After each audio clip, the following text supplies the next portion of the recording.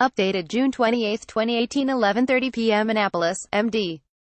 5 people were killed and others injured when a lone gunman shot through a glass door of a newspaper in Maryland's capital and opened fire in the newsroom Thursday. Anne Arundel County Police disrupted the shooting, arriving within 60 seconds and entering the office of the Capital Gazette after receiving a call of an active shooter shortly after 2:30 p.m. One suspect, described as a white male in his late 30s and a resident of Maryland, was in custody and was being interrogated by investigators.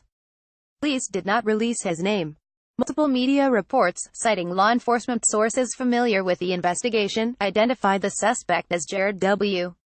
Ramos, a 38-year-old Laurel, Maryland, man with a long-standing dispute with the Capital Gazette.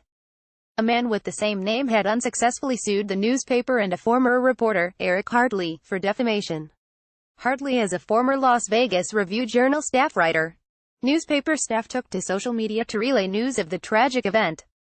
"There is nothing more terrifying than hearing multiple people get shot while you're under your desk and then hear the gunman reload," reporter Phil Davis wrote on Twitter. "There is nothing more terrifying than hearing multiple people get shot while you're under your desk and then hear the gunman reload." Phil Davis, at Phil Davis. CG, June 28, 2018, gunman shot through the glass door to the office and opened fire on multiple employees. "Can't say much more and don't want to declare anyone dead, but it's bad," Davis tweeted. Police said it was a targeted attack, and they have not ruled out a vendetta against the newspaper, which had received recent threats on social media that indicated violence. "This was a targeted attack on the Capital Gazette," acting Anne Arundel County Police Chief William Krampf said. "This person was prepared to come in today. This person was prepared to shoot people." The gunman was armed with a shotgun and smoke canisters, police said. Police could not confirm published reports that the suspect had mutilated his fingertips and was identified by facial recognition. Krampf said the suspect was still being interrogated late Thursday. Police were working on search warrants to enter his Maryland residence. "The shooter has not been very forthcoming, so we don't have any information yet on motive," Anne Arundel County Executive Steve Shue said. "To my knowledge, there was no verbal aspect to the incident where he declared his motives or anything else, so at this point we just don't know." Police said 3 people were also injured in the incident and were being treated at local hospitals.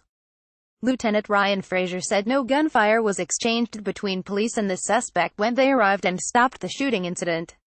Zhu credited the quick response of arriving law enforcement officers for preventing further deaths and injuries. "It could have been a lot worse," Zhu said. President Donald Trump, Vice President Mike Pence and Maryland Gov.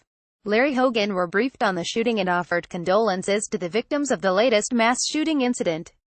"I want to praise the local officials who responded so well and perhaps saved other people's lives by getting there while the thing was taking place," Hogan said. Governor Larry Hogan released the following statement on today's shooting in Annapolis, pic.twitter.com/COCRBMFA. Governor Larry Hogan, at Gov. Larry Hogan, June 28, 2018. Police cruisers and law enforcement officers blocked off tree-lined streets near the newspaper office in the historic city just an hour from the nation's capital and home to the U.S.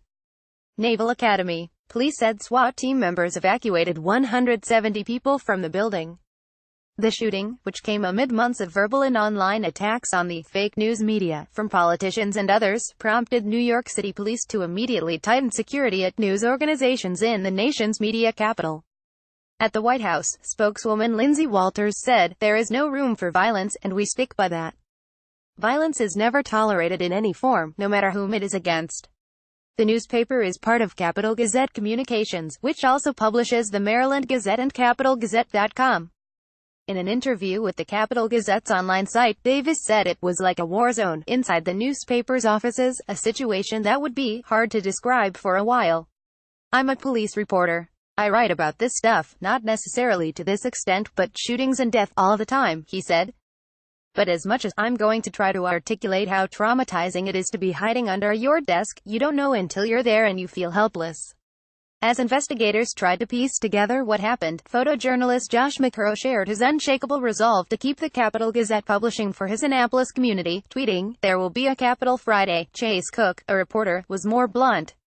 He tweeted, "I can tell you this, we are putting out a damn paper tomorrow." pic.twitter.com/diaged15k, Capital Gazette, at CapGaz News, June 29, 2018. Contact Gary Martin at gmartin@reviewjournal.com or at 202-662-7390. Follow @GaryMartinch on Twitter. The Associated Press contributed to this report.